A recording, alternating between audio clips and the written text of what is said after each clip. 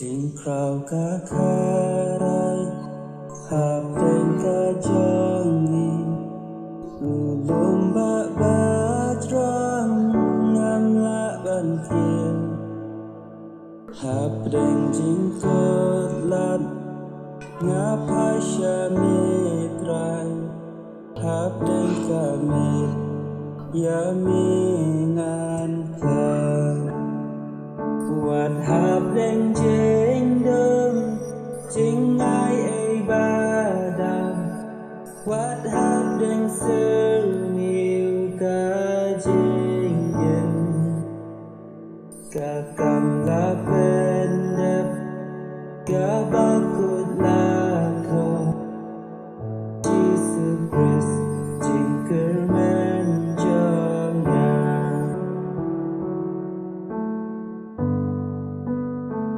Manu banu jor jing isnei ba krau don do nut ba thâu jing ai ai u vei bom ju kut u anna buram ban kết kỳ cọc jing le ran u shen Ding nakaya thu ngala yo jing man usim kisim mukhat yana nang pen im ba in ngan nhai lòng chom mi Jesus Christ tinker man John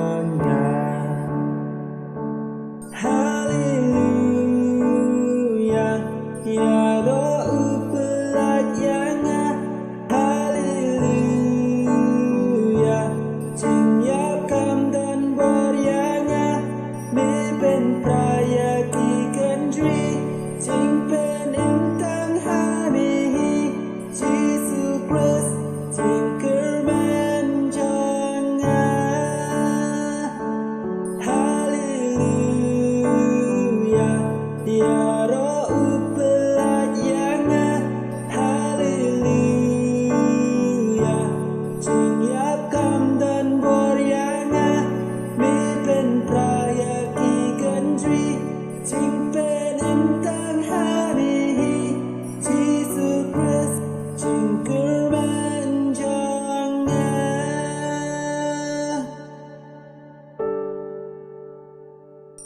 Setiap kalawan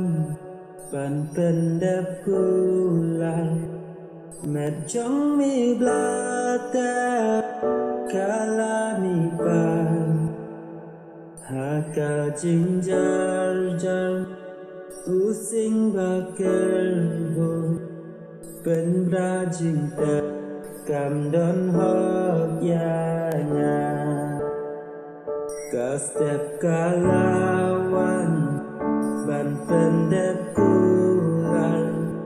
Macam iblatap kalami pan Haka jing jar jar using bakal Benda jing ta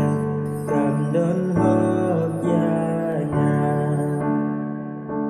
Jesus